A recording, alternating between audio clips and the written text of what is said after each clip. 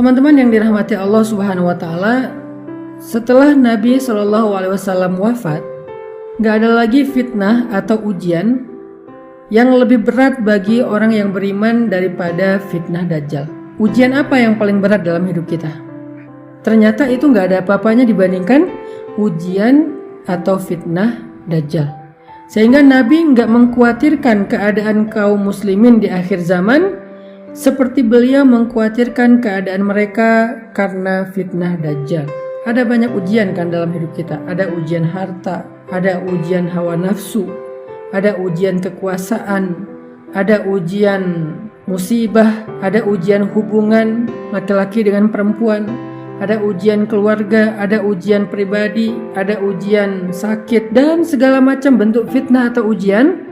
Semua itu gak ada yang membuat Nabi lebih khawatir terhadap orang yang beriman di akhir zaman seperti Nabi khawatir terhadap ujian Dajjal kepada orang yang beriman. Kenapa ujian atau fitnah Dajjal ini adalah fitnah yang paling berat yang ada di akhir zaman? Saking beratnya fitnah Dajjal, Nabi mengajarkan kepada kita doa yang dibaca setiap kali kita sholat, yaitu pada saat tahiyat terakhir sebelum kita salam. Apa doanya? Allahumma inni a'udzubika min azabil qabr wa min azabin finnar wa min fitnatil mahya wal mamat wa min syarri fitnatil masihid dajjal. Ya Allah, aku berlindung kepadamu dari fitnah azab neraka jahanam, dari fitnah azab kubur. Kemudian dari apa lagi? Dari fitnah kehidupan dan kematian. Dan yang terakhir Nabi mengatakan wa min syarri fitnatil masihid dajjal, dan dari buruknya fitnah Dajjal al-Masih. Jadi dalam Islam itu al-Masih ada dua, Isa al-Masih dan Dajjal al-Masih. Cuman keduanya memiliki makna yang berbeda. Al-Masih itu artinya yang berjalan di muka bumi dengan membawa sesuatu. Kalau Isa al-Masih berjalan di muka bumi dengan membawa kasih sayang dan perdamaian. Tapi kalau Dajjal al-Masih berjalan di muka bumi dengan membawa kehancuran dan ujian. Ketika Nabi meminta perlindungan dari fitnah Dajjal, Nabi menggunakan kalimat dari buruknya fitnah Dajjal. Neraka aja gak disebut kayak gitu. Mereka hanya disebut azab neraka, azab kubur, fitnah kehidupan dan kematian. Tapi giliran Dajjal, Nabi menyebutnya dengan istilah syarri fitnatil masihid dajjal, buruknya ujian, musibah, godaan, fitnah dari Dajjal. Ini menunjukkan bahwa Nabi itu khawatir banget terhadap keadaan umatnya di akhir zaman, khususnya mengkhawatirkan keadaan kita apabila menghadapi fitnah-fitnah Dajjal. Apalagi yang lain yang diajarkan Nabi agar kita selamat dari fitnah Dajjal, agar kita selamat dari kejahatan-kejahatan yang muncul dari Dajjal. Salah satunya adalah Nabi mengajarkan kita tentang menghafal dan membaca surat Al-Kahfi. Amalan ini, kata Nabi, usima minad Dajjal, akan melindungi seseorang dari Dajjal.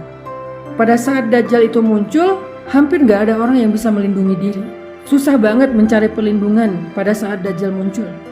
Kata para ulama, inti dari fitnah Dajjal itu adalah tipu daya. Dajjal itu punya kemampuan memperdayai manusia lewat harta, lewat kesejahteraan, lewat kehidupan, lewat kenyamanan, lewat nikmat-nikmat dunia yang dia bisa berikan dalam waktu yang sangat instan. Itulah fitnah Dajjal.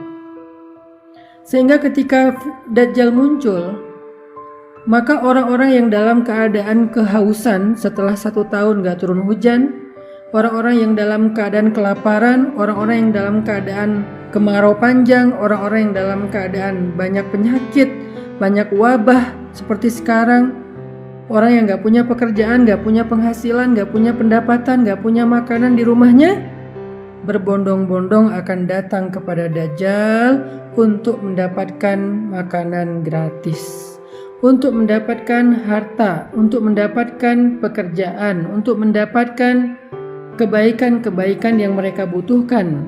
Tapi dengan syarat mereka harus kufur kepada Allah dan beriman kepada Dajjal. Itulah fitnah yang paling berat.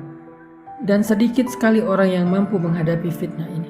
Dia membeli kekufuran mereka.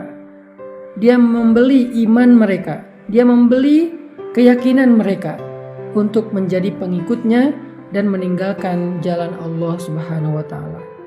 Dan siapa yang menjadi pengikut Dajjal, maka dia kekal di dalam api neraka selama-lamanya. Na'udzubillahi min dzalik. Teman-teman, bisa kita lihatlah dalam kehidupan sekarang. Bukankah kita sering merasa hampir putus asa dengan pekerjaan kita? Ini belum keluar Dajjal. Ini masih kayak ujian-ujian kecil menjelang datangnya Dajjal. Ada ujian harta. Banyak dari kita yang hampir berputus asa dengan rezeki yang halal, sehingga kita menghalalkan segala cara. Banyak di antara kaum muslimin yang udah gak peduli lagi halal dan haram, yang dia pedulikan yang penting saya bisa makan. Itu belum keluar Dajjal. Karena ketika Dajjal keluar, kondisi manusia itu dalam keadaan yang sangat-sangat sulit.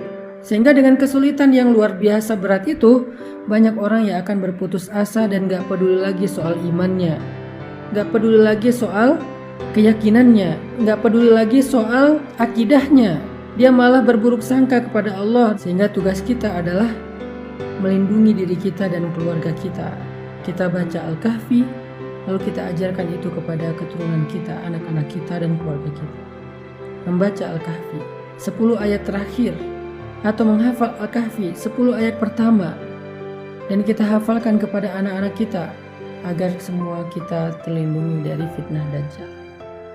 Yang kedua, keutamaan dari surat Al-Kahfi akan diberikan cahaya nanti di padang mahsyar.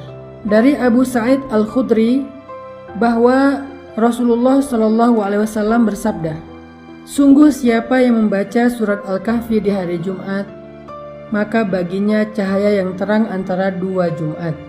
Hadis riwayat Al-Hakim.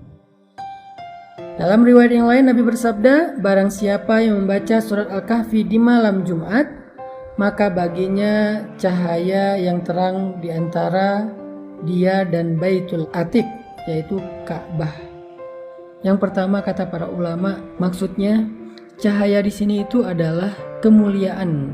Nabi kalau mengumpamakan kemuliaan, salah satunya adalah dengan perumpamaan cahaya. Jadi siapa yang membaca surat Al-Kahfi, maka Allah akan berikan dia kemuliaan selama 1 pekan. Sehingga jika dia wafat di antara hari-hari dalam 1 pekan itu dia meninggal dunia, maka dia meninggal dunia sebagai orang yang mulia dan dimuliakan oleh Allah dan para malaikat. Yang kedua, cahaya antara dia dan Ka'bah. Maksudnya, saking terangnya cahaya yang Allah berikan dengan membaca Al-Kahfi, seolah-olah seandainya dunia ini tidak ada matahari, maka dia bisa menerangi bumi dari tempat dia tinggal sampai ke Ka'bah, saking terangnya. Jadi kalau dari Indonesia ke Ka'bah itu terang, berarti kayak cahaya matahari setengah bumi. Apa maksudnya? Itulah cahaya yang akan dia dapatkan nanti di padang mahsyar.